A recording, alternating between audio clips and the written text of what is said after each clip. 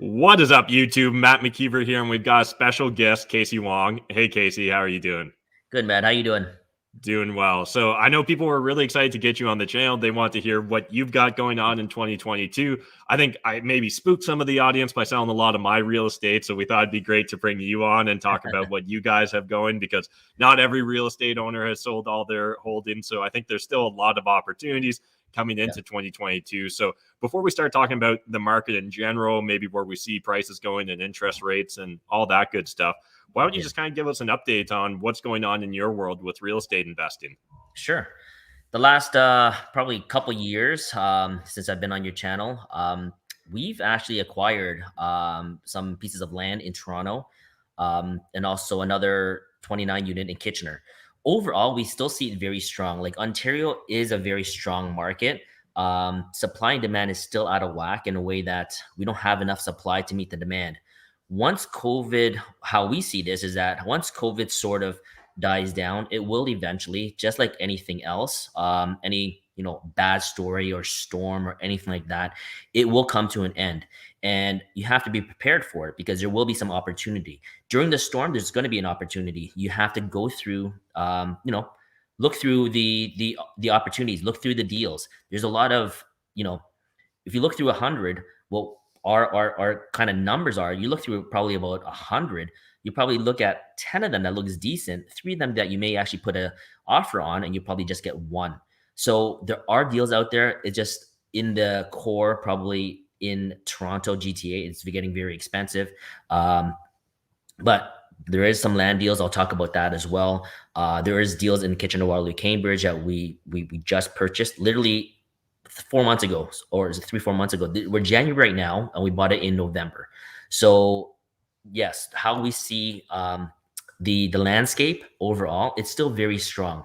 Nothing really changed, but we do see interest rates slowly going up, but we don't see it going up dramatically, really quickly. And I don't think the government is going to stifle the economy. Once you start increasing it so quickly, are they going to suffocate this real estate market? That's the only thing that's really keeping this up right now. And you want to Mm-hmm. keep the economy going. If you start increasing it, you're getting out of COVID. Will the government actually start increasing it and then stifle the economy? I don't think so. But whenever there's a correction or crash, you have to be, cognizant of, if that downturn ever comes, it's so fast, like at a snap of a finger, you don't have time to react. You can't sell these properties at the high and now we're at the low, just like the '08 and '09.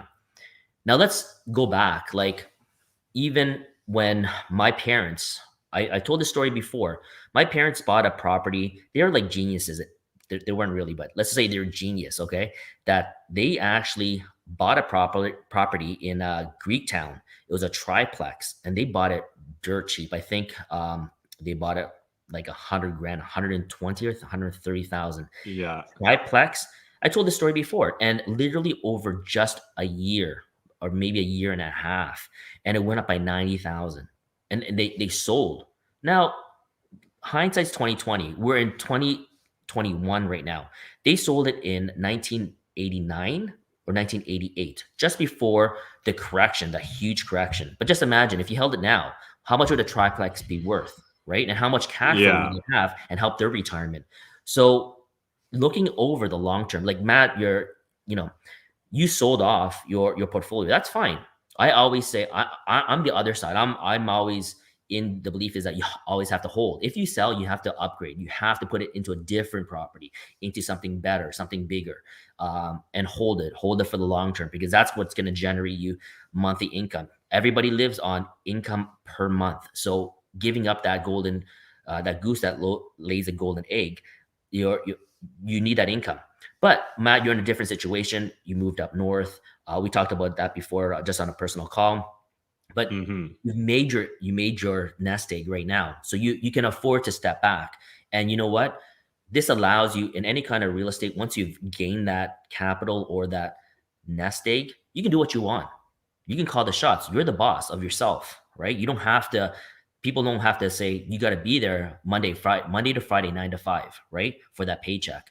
So kudos to you. I said, I told you that before. It's like, you know Mm-hmm. what? That's amazing, because most people can't do that. Most people spend 40 years 25 to 65, getting that nest egg up to $1 million, $2 million, and then depleting it through a RIF or annuity or anything like that. So in my recommendation to most people is that keep your real estate for the long term. That will generate you monthly income. Forget about the noise and whatever they're saying outside the media, all this news, bad news, what's happening. That's your retirement. That's your RSP. Your investment properties will give you that income each and every month. And you know what? These things will give you any kind of dip, COVID, or another thing, another economic turmoil, this or that. These are opportunities that you can look for, good opportunities, good real estate ventures. It could be your duplex, triplexes, like your multifamily, or right now we bought some land. So to answer your question, what do we do in the last probably 2 years or in the last maybe 6 months? We purchased a 29 unit and we purchased some land in the GTA area.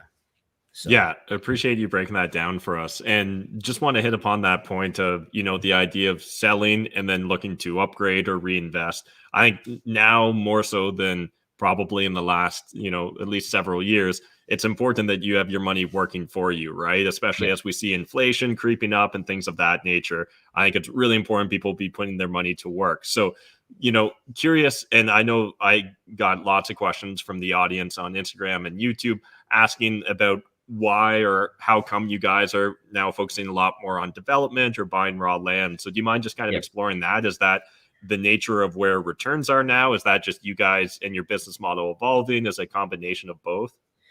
Our business model is evolving, just like anything else. Like we upgraded from your single family homes. Like I did a couple rent to owns, triplexes and things like that. Now we upgraded to the small multifamily, the 30 to 80 units multifamily. And now what we see is that the prices for the multifamily, like we just closed on a 29 unit in Kitchener for about just over 9 million. So it's $300,000 per unit. But our exit strategy is that we're going to kind of minimize it and then flip it out to the tenants. We can perhaps do rent to own, or we can sell it to the open market. How do we see this market and why are we doing the land is that per unit price is getting expensive. So it's probably pushing, let's say in the secondary market, you're looking at what, 200 to maybe 300,000, right? We are buying it at 100, 120,000. That was our purchase price. Not a long time ago, Matt, 3 to 5 years ago, it was 100,000. And now it doubled in like less than 3 to 5 years, if you can say that. So bam, that increased. Now let's say the 100 to 200,000, right? Now it's up to say 200 to 220,000, right? For a unit in the secondary market. Now a new build is, let's say, like 400,000. Okay. So you're looking at 2 to 300, let's say 2 to 300,000. So that spread or that range is tightening, right? It's shrinking. When we feel that, when we can buy land, build, right? It's going to be a new build. Now we can rent it out. Our expense, basically a monthly expenses for all the utility costs and mortgage payments, insurance, and property tax, things like that. All of that will be low. Well, essentially the utility costs will be passed on to the tenant. So my ratio will drop, right? Yes, I'm actually buying more expensive, or actually I'm building and buying land, and it's going to be more expensive. But now that range has shrunk. Do you know what I'm getting at? Mm-hmm. So buying existing now is to say 2 to 300,000. If I build, let's say at 400,000, right?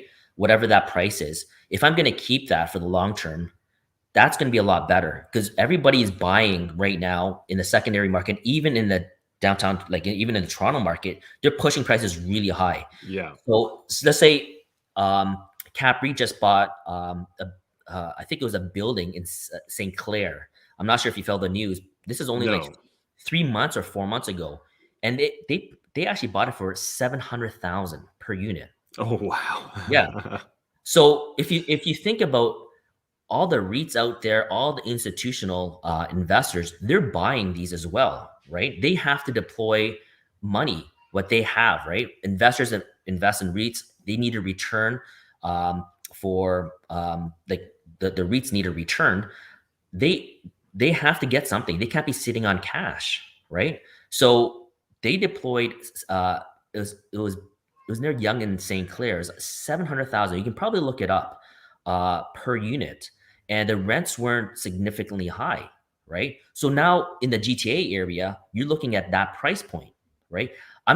We're not probably. I'm not sure where we're going to be building at, what price point, but you can see that institutional money is going there. And even if Hmm. we build, institutions might even buy our product, buy our building. We build, let's say, a 150, 250 unit building. Um, and if it's all leased up, or even it's not, they may actually purchase it, right? Because they're trying to look for products. They're looking for A and B grade apartment buildings. So our what we look and what we see is that the the the landscape has changed from single family homes. We used to be able to do that in, let's say, in the Barrie, the Letitia Heights area. We did that in the Ann Street and Cundles Road in Barrie. We've done that. Then it actually jumped up from what we bought at 100,000, jumped up to 300,000. Can you do a rent to own? Can you do rentals in a single family homes? No. Then you move over to multifamily. Then everybody seems like they're jumping on that bandwagon for the multifamilies, for those 30 unit, 40 unit buildings in the secondary market. Hamilton, KWC, London, all of that, pushing it, driving it up to 200,000. Like, you can see $250,000 per unit. Rents are probably anywhere from 12 to 1,400, or even lower.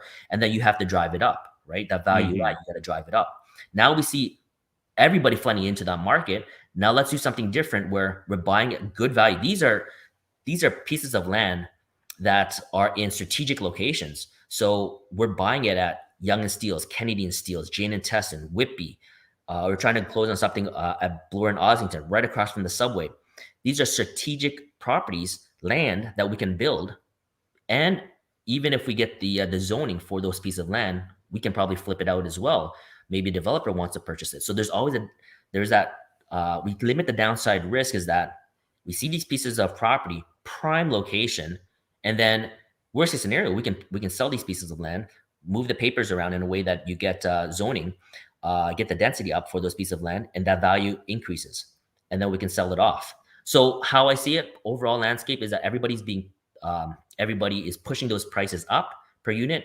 Find out what other strategic strategies you can do to add value to a building, to a site, that makes it good long term.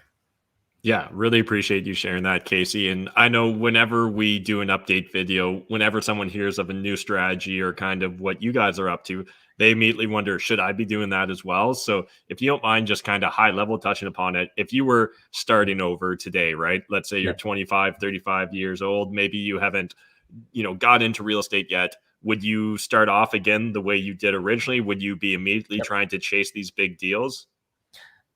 I would, if I was going to start right now, if I didn't have that much money, I wouldn't chase the big deals. I would go, again, my first deal, step back. My first deal was a triplex downtown Toronto. Bought it for 197,500, 896 Dundas Street East, Dundas and Broadview. I would have lived in the basement. This is prior to getting married. That was my first investment property. My wife got a condo, Yonge and Doris, 188 Doris. She bought it for 225. Okay. I would have lived in the basement. My suggestion to anybody starting off is that live somewhere, honestly, that you can afford, and it's going to be the outskirts. It's going to be an hour's drive, 45-minute drive, maybe an hour and a half. Duplex or triplex, okay? Live in the basement, and then rent out the other units. Get comfortable with that, of the process, and then start upgrading. If you take on something this big, like a 20 unit or 30 unit building, you can definitely learn it, right?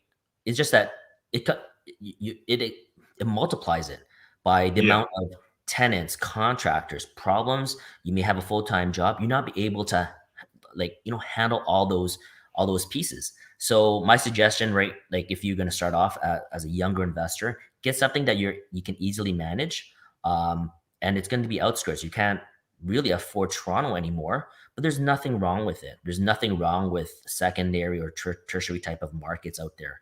I think they'll do very well, considering the Toronto market is very expensive. So my suggestion is that do something that you're comfortable with, get the experience.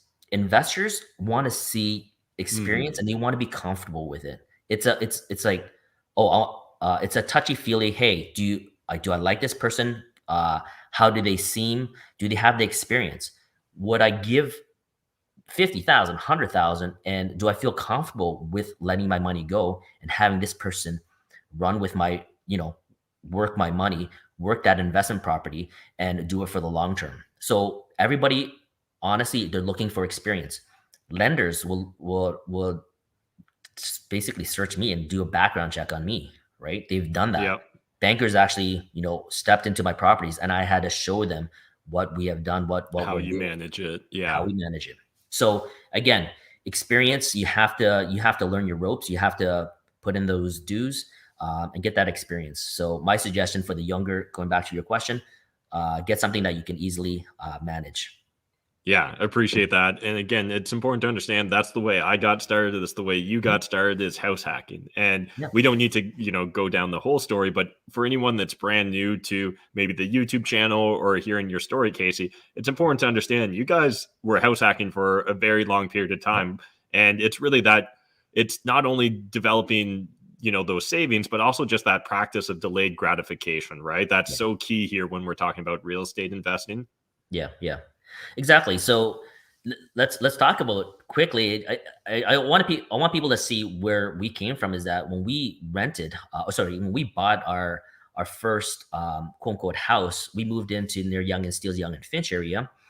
It was a triplex. We had two basement apartments, and I remember that the issues or the problems that we had is that I used to yell, "Hey, Jed, go heat up the hot water." Why? It's because the tenant used up all the hot water for his shower. He showered for like an hour, and my kids didn't have any hot water to take a shower, so they had to take a hot bath. So we house hacked, delayed gratification for literally 2006 till recently to 2019. We invited you to our house to do some Yeah. videos, but we waited 13 years for that. So it's not like I'm not a big spender. I don't think you are either, Matt. No. We're pretty frugal in what we do. I don't drive a fancy car. I don't dress with designer clothes. There's nothing wrong with that. It's just that I don't, I don't, I don't have that appreciation for that. But over what you want to really do is that if something goes wrong, my tenants are there to pay the rent, right? Mhm. Um, if I get fired, I get let go. Economy goes down. So yeah, those house hacking, what you guys, that new little term, I called it renting out my basement, but this really, really helped, right? So honestly, delay that gratification, forget that M3, whatever the M5, the Beamer or whatever. But over the long term, real estate is a very stable, very slow, methodical type of investment that you can hold for the long term, regardless of this COVID or your financial turmoil, 08, 09. Like, forget it. Like, over the long term, you will do fine, right? Mhm. Yeah, appreciate you sharing that with the audience. And let's maybe touch upon interest Mhm. rates a little bit. So, again, disclaimer, neither I nor Kasey has a crystal ball, but I know people would love to kind of get your initial thoughts on interest rates. Are you guys doing anything to protect yourself if interest rates do increase dramatically? Yeah. What's your game plan there? So our game plan is that in the last probably 2 or 3 years, we had some mortgages due. So we actually locked it in for a 10-year term. Some of our rates was very good. It was in the threes, in the 3.2, 3.3, so less than 3.5% for a 10-year fixed. Um, some people say, well, the difference for fixing it and having variable, if I take that risk of fixing it, um, I forgo any savings, right? Obviously, if Yeah. it's still down, let's say 2.2, 2.3, or whatever that is, to with the difference between a 3.5 that I have, obviously I'm losing that for my security of fixing it for the 10 years. How I see it is this, is that after the 10 years, I'm going to refinance anyways. I'm going to draw that. I'm going to push that mortgage back out for another 10 years. I really don't care about paying it off. Some people say, pay it off or whatever. I like to be comfortable. If it was being very comfortable about about 40 to 50% loan to value. But right now, I think that rates are gonna go up, but in the short term, it's not gonna go up dramatically. Like the government's not gonna hike it up 3, 5% or 7% or anything like that. Anything crazy. We're coming out of a pandemic. They need the economy to grow. They need to build more, and they don't want to stifle that. So if they ever increase their rates, it's just going to cause the economy to crash, right? In a way Hmm. that it's the opposite that they what the government wants to do.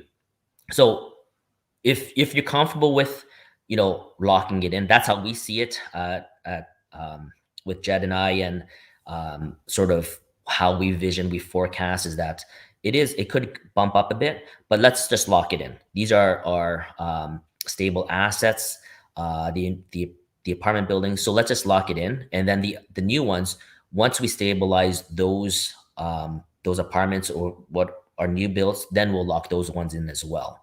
But we usually have a good whenever we these apartments. What we normally do is that we would have a short 2 to 3 year time frame, stabilize the building. After that 2 or 3 year stabilization, then we'll lock it in, right? Hmm. So that's our strategy, and it has worked out. So again, do variable at the begin, do a fixed 2 or 3 years, or you can do a variable with that 2 or 3 years. Once you stabilize the building, then lock it in. That's what we've been doing. Awesome. And, I know a lot of real estate investors, when they get into it, whether they start with that first duplex or a small apartment building, a lot of them eventually, dream of one day being able to break ground on a project, build that high rise, really, make their mark on a skyline. How did you guys approach deciding it was the right time to start getting into developments? The opportunity seemed to be there. So uh honestly we just met this land developer. It was through our builder, and then we met this land developer, Majid Takavoli, and he just showed us some of the opportunity. We were looking as well, some usually the secondary market. But then when we started looking a little bit, delving deeper, that's when we really saw the opportunity there. So it didn't seem like it's not like there's no opportunity in the secondary market or the tertiary market. It just seems like it's very expensive. So, and a lot of the institutional money was still coming back to the Toronto market. So we saw that the cap rates were buying. A Starlight was still buying, even in the Toronto market. They were buying at $400,000. No, actually even more. Like, yeah, 350 to 450. I remember in the Bathurst and Shepherd area, they're buying a whole bunch of low rise, and we can see that the value is there. If we see the land in a good location, why not take advantage of that? So Hmm. these were actually prime location, and during COVID, we got this piece of land that Suncor, the gas company, that they were selling. So there was literally no offers. So it was pretty dead for the like 90 days. And we saw this property. I was like, wow, why is this property so like I can't say cheap, but the value is there. Like, why isn't anybody picking it up? And we're baffled, and we're like, okay, we'll put in an offer, uh, lowball offer, and they accepted. Um, they want to, probably pad their balance sheet during COVID Hmm. or whatever, make themselves look financially stronger. But when we saw those deals, it really made sense. So it's stepping into an area where we have never really done this, and always, you know, it whenever you do something new, you question yourself, and you do Yeah. you go, is this right? What am I doing? Right? Um, and there's a huge learning curve. It's not like a multifamily, so you get strained financially.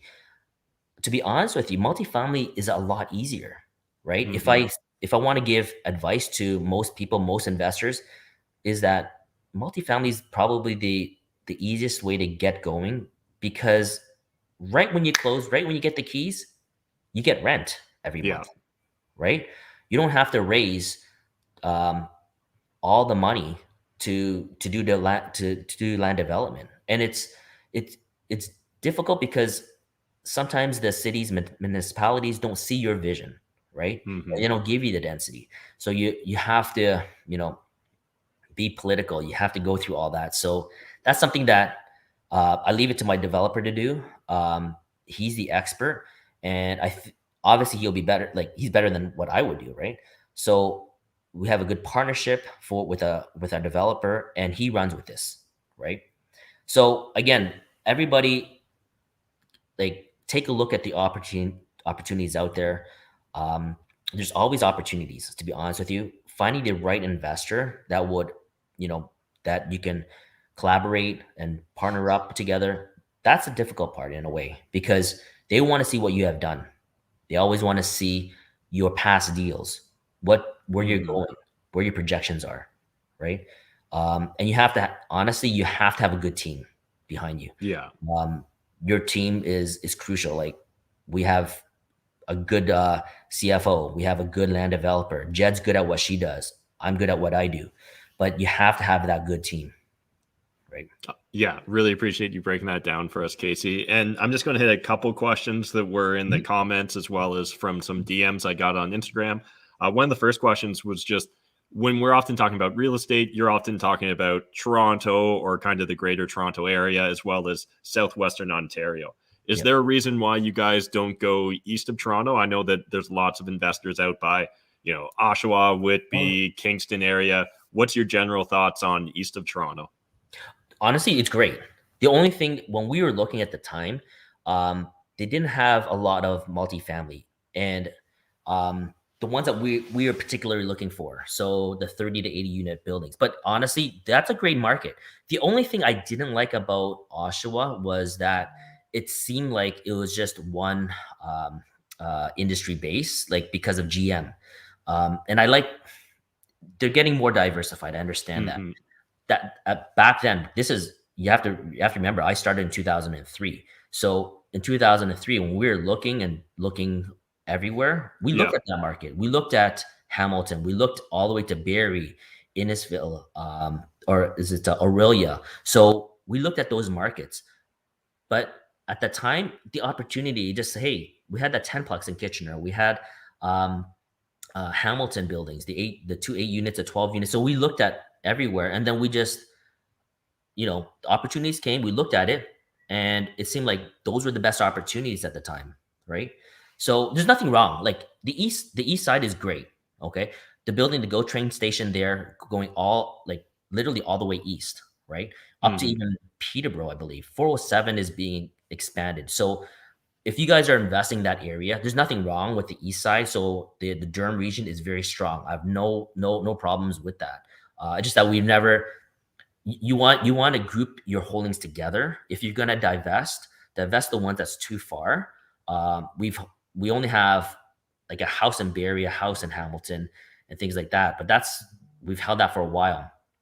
But my suggestion is that just the economies of scale, you want to be able to group it together and have your trades, have your contractors in one central location. Yeah. Yeah, I appreciate you sharing your perspective there. And so let's just kind of touch upon, is your day to day still pretty much the same as when we would have first met and done that first video? Are you still jumping around from property to property? Have you guys, built out a bigger property management team? What's your day to day like these days, Kasey? It's pretty much the same. There's not. I still go to the properties. I still do my site visits. I have a very good administrator, Caroline. She does most of the admin part. My N4s, the L1s. I outsource the tribunal hearings. So usually I would attend, but now I outsource that. It's That very sounds wise. Or at least I know for me, that would not be one of the areas I'd want to keep as a job or a role. no, it's very taxing on you. Like when you see Hmm. people, you put these people in, and then they're not paying, and so on and so forth, and it kind of you don't want to get emotional, but you do, right? When people sort of not pay and trash the place and things like that. So yeah, definitely there's some stuff that I will like to let go, and that's like those are the few things that I let go. I still like to be sort of that link in that chain where I want to be able to, collect the coins. I still do that. I just see the property, make sure everything is going. I still deal with some of the tenant calls If there's a flood or whatever, it still goes through me, but right after it just goes to the plumbers, right? But Hmm. yeah, nothing has really changed. All of even some of these land deals that we have, I have a car wash on one of them, which is the Kennedy and Steele's property. I have a car wash, and I have it's a Chinese medicinal herbal store. That's a tenant, and I deal with the owner directly. But you know what? It's not. I can't say it. It doesn't take that much time, right? And I enjoy it still. So there's nothing wrong with if I enjoy it, then I'm still going to continue doing it, right? Up to the point where I believe, honestly, if there was, we're at over 300 units now, 300 and let's say 50 units. If I'm at 700 units, I may start letting some go, in a way that letting some of my duties go, and Hmm. getting my administrator to do a little bit more. Um, but yeah, it's still same business as usual for last yeah, since 2003 basically. So honestly, if you have a few properties, like let's say 5, 10, 20 units, it's not difficult to self manage. Things that you don't like, and you can always offload, right? So, Hmm. yeah. Yeah, I think it really comes down to having those systems and processes in Yeah. place, right? And treating it like a business. Yeah. Oftentimes, a lot of people that scale their portfolio, if they don't, you might be able to get away with it day one with a couple units where you're not necessarily treating it like a business, but as it grows, it becomes more and more important that you build out systems around it so that the systems do a lot of the initial work for you rather than you having to be reactive to every single thing that comes up day to day with the management. Yeah. Yeah. I just want to mention, I know we're getting a little bit off topic, but going back, we were talking before around in noontime, like at 1 o'clock. We were talking about all these development, right? Yep. And Jed's running that ship in a way that we're going with ESG, so it's environmentally social governance. And a lot of these land deals that we're doing, we're going to be putting in affordable housing. So we see that as an opportunity as well. So a lot of you've heard that from the government, and they're giving, it's a collaboration with government as well as with community organizations as well. So it helps in our business, and it helps the community as well. So there are so many opportunities out there. You have to know it's not just buying a piece of an old historic property and trying to convert it to affordable housing. This is something that we're working closely together with community and an organization that it's something that we can help these vulnerable communities, right? Um, they're giving, the government will help us in a way that's perhaps density, and there could be some debt or some loans that we can get for these projects. So that's our take for these properties right now. So there are, like, if we were looking at the landscape, let's say 5 years ago, the 30 to 80 unit buildings. Remember my Linwood Loader project, the 65 units, Hmm. right? At about 107,000 per unit, right? It's amazing, 107,000. Yeah. Rents are now jumping up to 1,400 for one and 1,600 for two, right? Hmm. It's great cash flow if you do that 1% rule. Yeah. It's way beyond that. But then beyond this, we're in a landscape where right now it's so expensive. You're looking at 220,000 or $200,000 per unit. What are you doing right now, right? So government has incentives for us to use. How do we use it best, right? So Hmm. that's the reason that we have people in place, like a land developer, working with consultants for ESG. Jed is working closely with community as well. So we have that collaboration, and counselors see that value, that there we're not just, hey, like, there's always for profit. I understand that, but this is profit. We have to give a good return to our investors, but there's also that social cause as well. So because of that social cause, we're able to help community. We're able to collaborate with council. These are local municipal council, and they see the value in that as well, to help this project to push it forward. So it's not going to be sidelined in a way that they're not going to, they're going to basically like put us like in piles of paper, red tape, like put a whole bunch of red tape in front of us or anything like that. It's something that they're excited as well. So a lot of these uh, the counselors are willing to help, as well as, to be honest with you, some banks as well. Okay, so we have some banks that, like Advance City, Meridian, that Jed is reaching out to. There's some banks out there that's willing to help us because we have that social cause, and they can align with that. Hmm. Yeah, appreciate you sharing that. And I guess let's just kind of riff on that a little bit more. Is that what's kind of next for you guys? Is just taking a couple of these projects and actually seeing it to development? Are you guys also still actively looking to acquire more land and more apartment buildings? Right now, yeah, we're gonna develop these. We like to get the shovel going, the shovel to the ground. We have enough projects out that we're busy enough. Hmm. So looking at more land, probably not. Um, right now, it's just that these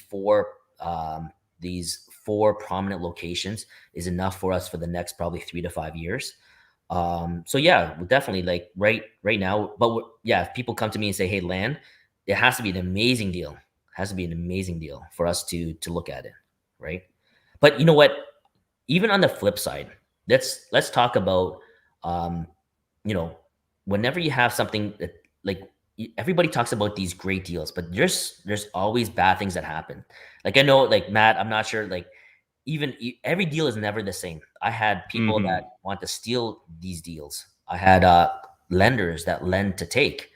Um, and honestly, it's tough. Like, land development is completely different from the multifamily space. Even multifamily space, it's sometimes a vendor, like, if you're late with the close, they don't have to close. They'll take the deposit, right? Hmm. So just be careful whenever, like, you hear about, oh, like, these people are doing so great. There's so many stories behind it. For every one success, there's probably like 7 failures or 10 failures behind them, right? So yeah, just be, cautious on what you do. Not every um, not every deal is the same. Not every deal is smooth sailing. Hmm. I had issues with, you know, my Hyman property to my Whitby property, Young and Steeles. There's always little hiccups, right? I had, you know, stupid things from, not mowing the lawn, right? And Yeah. people calling you, or like a flood or anything, right? There's always something, right? So yeah, Hmm. just Yeah, and I think it's important to understand that while the last couple of years have been really great to real estate investors, there's no guarantee of the future. And at the end of the day, it's completely up to us to do our own due diligence, to do that deep dive. You can't just drive by a random piece of land, decide to buy it yeah, blindly, and assume that you can just throw a big building up. There's a lot of due diligence, a lot of hard work, as you mentioned, a lot of consultants, and you need to really bring in your power team who ideally have expertise in the areas you're weak, right? It's not about necessarily becoming the penultimate source of knowledge and knowing everything about every aspect of doing a development. It's about knowing who's the right people to plug in, figuring out what's the core competency, or the real value you're bringing to the equation, and then yeah, filling in the gaps with that team. that's right. Awesome, Kasey. Well, again, really appreciate you taking the time to hang out with us on a Zoom or on this live stream and just kind of catch up with us and fill us in on what you're up to. If people want to follow along with you on your journey, is Instagram the best place to do so? Yeah, Instagram, Kakoli Corner is probably the best. Also, I'm on Instagram as well. So Kasey_Wong or underscore Kakoli is my Instagram name. But yeah, that's probably the best. Yeah, or just message me. Yeah, that's pretty much it. Awesome. Was there anything we didn't get a chance to cover so far, Kasey, that you wanted to make sure we touched upon before wrapping up this live stream? There's probably more. I just don't remember. Okay, no Probably problem. have more of these. Yeah, we'll definitely do another follow up, guys. Feel free to jump in, ask your questions. We'll make sure we cover them on a future one. And again, we'll throw links in the video description down below, or we'll pin a comment on this video so you guys can find your way to Kasey, his company, and follow along on Instagram as well. Again, really appreciate you, Kasey, just always being No an problem. open book, sharing your perspective, what you guys are up to. I know the audience really loves it. No problem, man. Anytime. Awesome. Well, thanks again, YouTube. Smash the like button, hit subscribe if you're new to the channel. We'll definitely bring Kasey back on again. So appreciate you guys watching this. Otherwise, we'll see you in the next video.